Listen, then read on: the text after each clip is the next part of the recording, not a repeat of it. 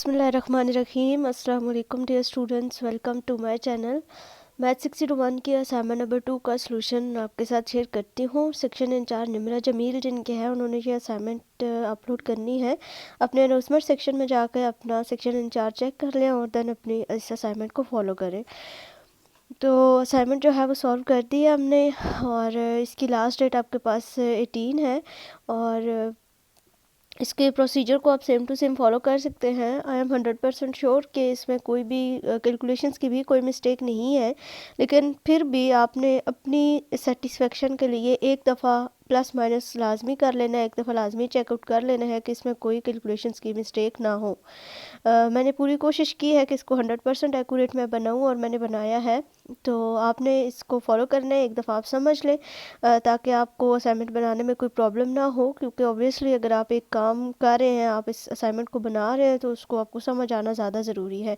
आपको पीडीएफ की फ़ाइल जो है वो डिस्क्रिप्शन बॉक्स में मिल जाएगी, आप वहाँ से डाउनलोड कर सकते हैं और वर्ड फाइल जो है वो पेड होगी। आप उसके लिए मुझसे व्हाट्सएप पे कांटेक्ट कर सकते हैं, नंबर यहाँ पे मेंशन है फाइल में और डिस्क्रिप्शन में भी मेंशन होगा।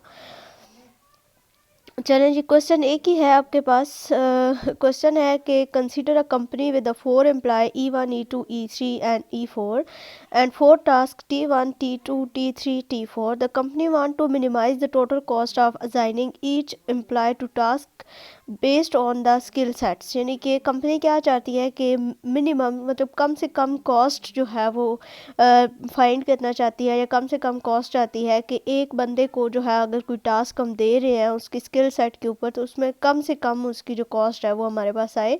The cost matrix is given below what where the entries in the ith rows and the jth column represent the cost of assignment employ I2 task J। ठीक है, यानी कि एक टेबल हमें दिया हुआ है जिसमें E1 E2 E3 E4 ये हमारे पास एम्प्लॉयज़ हैं और T1 T2 T3 T4 ये हमारे पास टास्क हैं।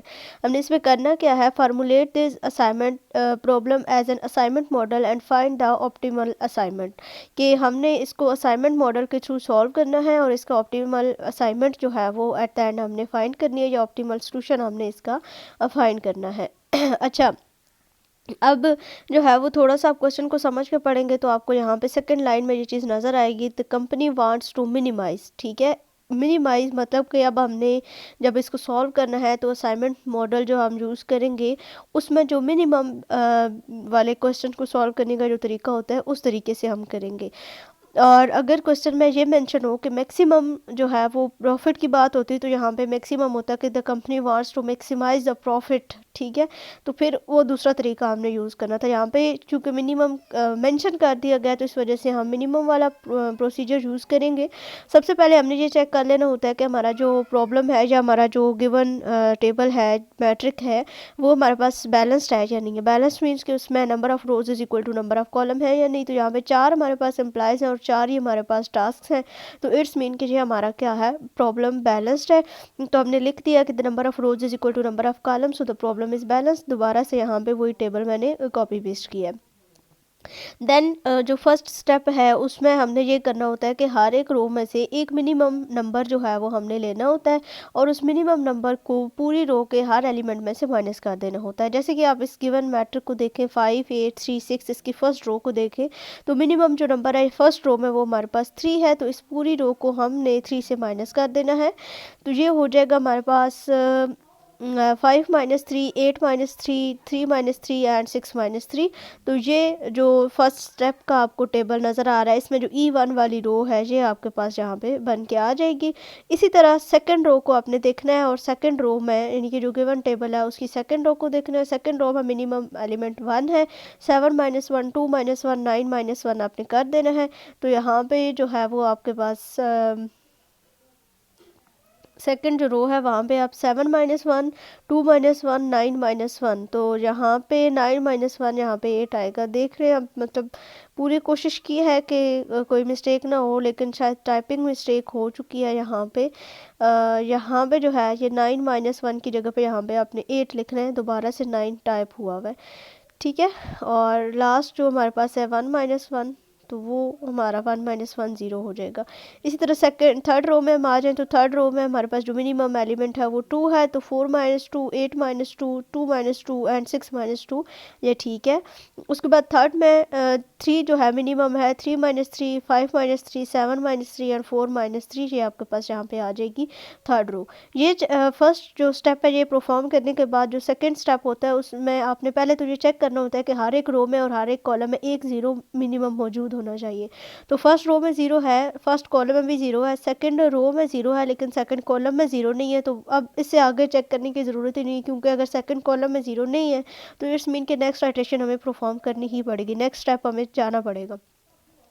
अब नेक्स्ट स्टेप में क्या करना है, ये जो टेबल हमारे पास आया है इसी टेबल को के कॉलम्स में से जो मिनिमम वैल्यू है उसको लेना है और हर एक एलिमेंट को उसमें से माइनस कर देना है। Find out each column minimum element and subtract it from that column. जैसे कि फर्स्ट जो जिनमें ज़ीरो होगा वो तो सेम आपकी वैसे ही आ जाएंगी, और जिसमें ज़ीरो नहीं होगा जस्ट उस पर आपने फोकस मेन करना है कि उसमें आपने चेंजिंग्स करनी होंगी। T2 वाला जो कॉलम था उसमें हमारे पास ज़ीरो नहीं था, तो इसमें मिनिमम जो एलिमेंट है वो 1 था, तो 5 minus 1, 1 minus 1, 6 minus 1 and 2 minus 1 किया, तो ये T2 वाला कॉलम चेंज हो गया। बाकी सारे कॉलम्स इसी तरीके से आकर जस्ट नीचे हमने मेंशन कर दिया कि इनमें से हमने ज़ीरो को माइनस किया है। अब हमारे पास हर रो में और हर कॉलम में एक ज़ीरो आ चुका हुआ है। तो अब स्टेप 3 हमने क्या करना होता है कि cover all the zeros with the minimum number of lines, यानी कि जितने ज़ीरोज़ हैं कम से कम कोशिश करें कि उन सारे ज़ीरो को कुछ लाइंस लगाएं और उनको कवर कर दें। तो यहाँ पे हमने जो है वो एक तरीका है, मतलब एक स्पेसिफिक तरीका है जिस तरह से आपने चलना होता है। आपने रो वाइज पहले स्कैन करना है। रो में स्कैन करेंगे तो रो में स्कैन करने के बाद अगर आपके फर्स्ट रो में ज़ीरो आ रहा है, जिस जगह पे ज़ीरो आ रहा है वो मतलब फर्स्ट रो में ज़ीरो आ रहा है तो फर्स्ट कॉलम उसका कैंसिल आउट हो जाएगा। इसी तरह से अगर आप सेकंड जो है वो रो को देख रहे हैं, सेकंड रो में कोई ज़ीरो आ रहा है उसके ऊपर आपने लाइन लगा दी, ठीक है। और यहाँ पे आप जस्ट ये चीज़ कंसीडर कर लें कि आपने जस्ट ज़ीरो को कवर करना है, ठीक है। आपने सेकंड जो आपकी रो थी उसमें आपके पास ज़्यादा ज़ीरो थे, तो सबसे पहले हमने उसके ऊपर क्रॉस किया। उसके बाद हमारे पास T1 यानी कि कॉलम 1 में ज़ीरो बचा था उसको हमने कर दिया, T3 में एक ज़ीरो बचा था उसको हमने लाइन लगा दी। अब यहाँ पे क्या हुआ है कि यहाँ पे 3 लाइंस हमने लगाई हैं, यानी कि 3 लाइंस के अंदर हमारा जो पूरा मैट्रिक है वो कवर हो चुका है, सारे ज़ीरोज़ जो हैं वो लाइन के नीचे आ चुके हैं, which is less than the size of matrix. यहाँ पे इंपॉर्टेंट चीज़ है कि जितनी आपका मैट्रिक का साइज़ होगा उतनी ही आपकी लाइंस लगनी चाहिए। तो यहाँ पे आपके पास 3 लाइंस लगी हैं जबकि साइज़ ऑफ मैट्रिक 4 है, तो हम अब नेक्स्ट स्टेप 4 के ऊपर जाएंगे। नेक्स्ट स्टेप 4 में हमने क्या करना होता है कि क्रिएट एडिशनल ज़ीरोज़, यानी कि अब कुछ एक्स्ट्रा ज़ीरोज़ हमें बनाने पड़ेंगे जिनको हम कवर करेंगे, और फिर वो जो लाइंस होंगी या जो असाइनमेंट्स हम बनाएंगे, इन लाइंस का मतलब होता है कि हम असाइनमेंट जो है वो बना रहे हैं, ठीक है। तो एडिशनल ज़ीरोज़ किस तरह से आपने बनाने हैं कि जो आपकी develop the new revise table by selecting the smallest element among the cell not covered by any line which is 1, यानी कि जिन नंबर्स के ऊपर लाइन आ गई उनके अलावा बाकी जितने एलिमेंट्स हैं आपके पूरे मैट्रिक में, पूरे टेबल में, उनमें से एक नंबर आपने मिनिमम लेना है। तो यहाँ पे इस टेबल के मुताबिक जो मिनिमम नंबर था वो हमारे पास 1 था, हमने सेलेक्ट कर लिया। अब नेक्स्ट हमने क्या करना है, subtract 1 from every element in the cell not covered by the line. जिन जिन एलिमेंट्स के ऊपर लाइन नहीं आई हुई उन एलिमेंट्स में से वो जो नंबर आपने स्मॉलेस्ट सेलेक्ट किया उसको माइनस करना है। And add 1 to every element in the intersection cells of 2 line. और जहाँ जहाँ पे लाइन इंटरसेक्ट कर रही है, मतलब जैसे कि यहाँ पे आप देखें T1 में E2 के वाली रो में यहाँ पे 6 जो है, इधर हमारा जो इंटरसेक्शन बन रहा है, यानी कि कॉलम भी क्रॉस हो रहा है, लाइन भी रो भी क्रॉस हो रही है, तो इंटरसेक्शन बन गया। इसी तरह आप T3 में आ जाए, T3 वाले कॉलम में तो 9 के ऊपर इंटरसेक्शन बन रहा है, तो 9 और 6 में 1 ऐड हो जाएगा। और जो है वो बाकी जो एलिमेंट्स है, यहाँ पे 9 नहीं था, यहाँ पे मैंने आपको बताया था कि यहाँ पे हमारा क्या आएगा, 8 आएगा।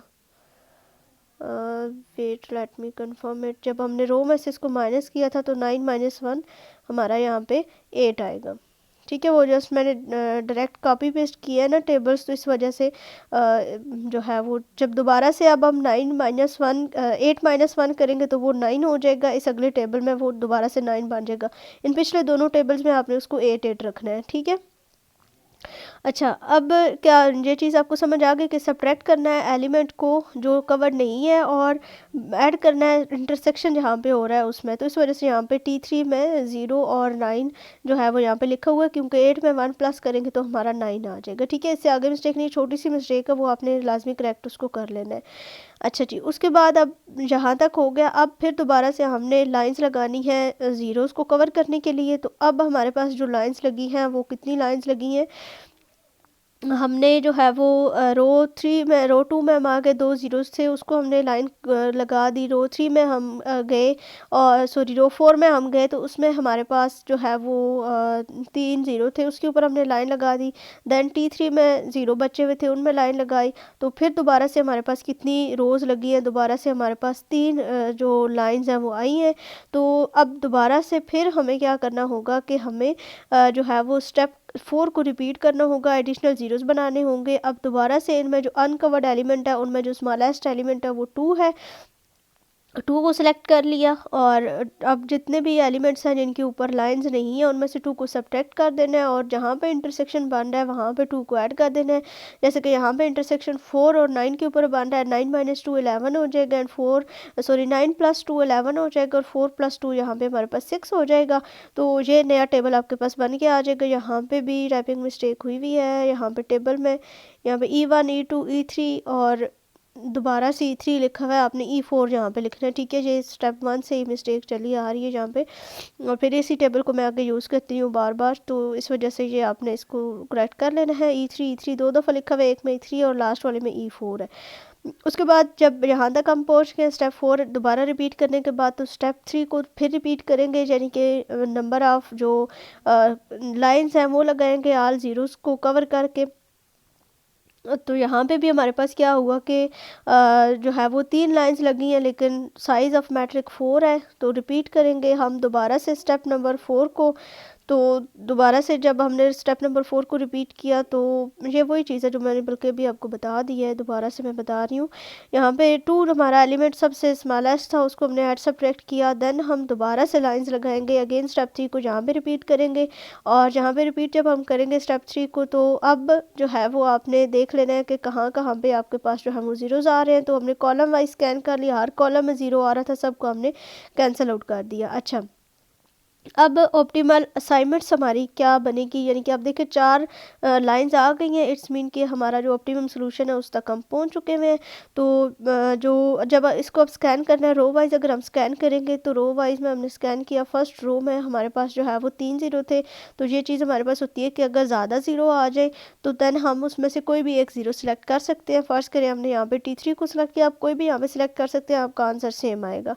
मैंने T3 को सिलेक्ट किया, और बाकी इस कॉलम में बाकी जो ज़ीरोज़ होंगे उसको हमने कैंसिल आउट कर देना। एक ज़ीरो था इस फर्स्ट कॉलम में, 2 ज़ीरो थे, उनको हमने कैंसिल आउट कर दिया। रो 2 के ऊपर हम आ गए, रो 2 में हमने लास्ट वाले को ले लिया, और कॉलम नंबर 2 में जितने ज़ीरो थे उसको हमने कैंसिल आउट कर दिया। देन रो 3 के ऊपर हम आ गए, रो 3 में हमने फर्स्ट वाला ज़ीरो ले लिया, और कॉलम नंबर 3 में जो एक्स्ट्रा ज़ीरोज़ थे उनको कैंसिल कर दिया। और रो नंबर 4 में जब हम आ गए, यहाँ पे सेकंड ज़ीरो को हमने लिया, क्योंकि ये पहले वाला तो पहले ही कैंसिल हो चुका था जब फर्स्ट रो को हमने स्कैन किया उसमें। तो कॉलम नंबर 4 में जो एक्स्ट्रा ज़ीरोज़ थे उनको हमने कैंसिल आउट कर दिया। ठीक है, ये आपकी ऑप्टिमम असाइनमेंट है। अब ऑप्टिमम सोल्यूशन अगर आपने फाइंड करना है, अगर जहाँ तक भी आप इसको स्टॉप करते हैं तो वेल, क्योंकि ऑप्टिमल असाइनमेंट ही करने फाइंड करने का कहा गया था, ये एक एक्स्ट्रा स्टेप मैंने किया, आप इसको भी कर लें तो ये भी बेहतर रहेगा। यहाँ पर अब आपने क्या करना है, जहाँ जहाँ पर आपके ऑप्टिमल असाइनमेंट्स बनी हुई है ना, उन वैल्यूज़ को जो आपका गिवन टेबल में वैल्यूज़ थी उनको आपने ले लेना है, जैसे E1 E2 E3 और E4, और T1 T2 T3 और T4। ठीक है, यहाँ पे आपने लिखना है। और दोबारा से यहाँ पे 3 1 4 5 कैसे आया है, जहाँ जहाँ पे ये ज़ीरो आपने स्क्वायर ब्रैकेट में और बोल्ड किया है जो गिवन टेबल है, इसमें आपने इसको चेकआउट कर लेना है, और जहाँ जहाँ पे ये ज़ीरोज़ आ रहे हैं वो वाली वैल्यूज़ उठा के आपने यहाँ पे लास्ट पे लिख देनी है, और इनको ऐड कर देना है, तो आपके पास एक ऑप्टिमल सोल्यूशन आ जाएगा। So the minimum total cost of assigning each employee to task based on their skill set is 13। तो ये आपके असाइनमेंट का सोल्यूशन था। होप सो कि इसकी अंडरस्टैंडिंग आपको हो गई होगी। इंशाल्लाह मिलेंगे किसी और वीडियो के साथ। अल्लाह हाफिज़।